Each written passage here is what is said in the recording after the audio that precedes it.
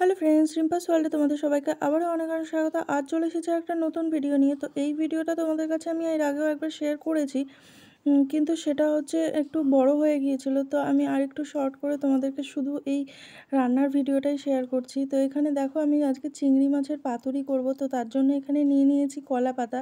আর কলা পাতাগুলোকে খুব ভালো করে ধুয়ে পরিষ্কার করে আমি তাওয়ায় এইভাবে সেঁকে নিলাম। এবার মশলার জন্য কি কি নিতে হবে, এখানে দেখো, দুটো কাঁচা লঙ্কা, 2 চামচ মতো মগজদানা, আর এই গোটা পোস্তর প্যাকেটটা 20 টাকা দামের একটা পোস্তর প্যাকেট। তো গোটা পোস্তর প্যাকেটটাই আমি এর মধ্যে দিয়ে দিলাম। তো আর এর মধ্যে দেব আমি একটু সর্ষে। তো এখানে সর্ষে দিচ্ছি 2 চামচ মতন। আর এই সব কটা ইনগ্রিডিয়েন্টসই আমাদের দিতে হবে, না দিলে এটার ঠিক টেস্টটা ভালো আসবে না। যদি নারকেল থাকে তো নারকেল দিলে আরও ভালো হয়। তো এর মধ্যে আমি দিয়ে দিলাম নুন, হলুদ আর একটুখানি চিনি দিয়েছি সামান্য। তো এটাকে শুকনোটাই আগে প্রথমে আমি গুঁড়ো করে নিলাম, তারপরে এর মধ্যে জল দিয়ে তারপরে আমি এটাকে একটু ভালো করে সুন্দর করে পেস্ট করে নিলাম। তো এই সমস্ত পেস্টটাই আমি এই মাছের মধ্যে দিয়ে দিচ্ছি। তো মাছের মধ্যে দিয়ে এর মধ্যে একটুখানি কাঁচা সর্ষের তেল দিয়ে বেশ ভালো করে মাখিয়ে নিতে হবে। মাখিয়ে নিয়ে এর মধ্যে আমি আরেকটুখানি নুন অ্যাড করলাম, কারণ একটু নুনটা মনে হচ্ছিলো কম হতে পারে, তো তার জন্য। তো তোমাদের আন্দাজ মতো দেবে, কারণ এটাতে তো নুন টেস্ট করা যাবে না, তো তার জন্য আন্দাজ করেই দিতে হবে।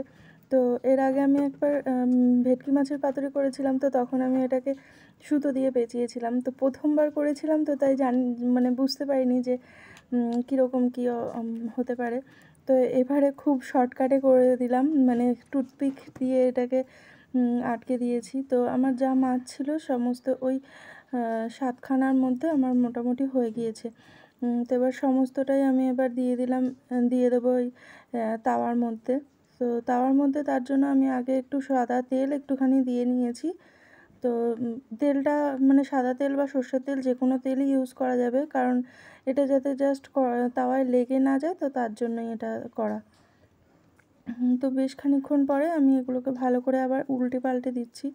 তো তাড়াতাড়ি করে এগুলোকে উল্টে পাল্টে দিচ্ছি। তো এটা রান্না হতে খুব কমই সময় লাগে, মানে একটু প্রিপারেশান মানে রেডি করে নিতেই যেটুকু টাইম, তাছাড়া আর খুব বেশি সময় লাগে না। খুব তাড়াতাড়ি চটজলদি হয়ে যায়, আমার তো মনে হয় খুব তাড়াতাড়ি হয়ে যায়।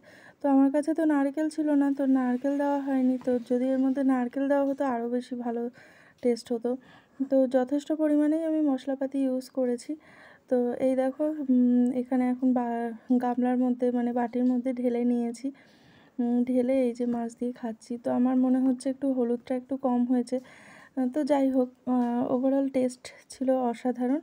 আমার তো খুবই ভালো লেগেছে। তোমরাও একবার বাড়িতে ট্রাই করে দেখো, কেমন লাগলো অবশ্যই আমাকে একটু কমেন্টে জানিও।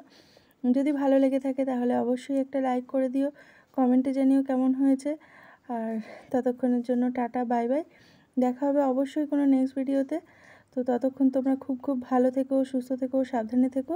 আর আমার চ্যানেলটিকে অবশ্যই একটু সাবস্ক্রাইব করে দিও। টাটা।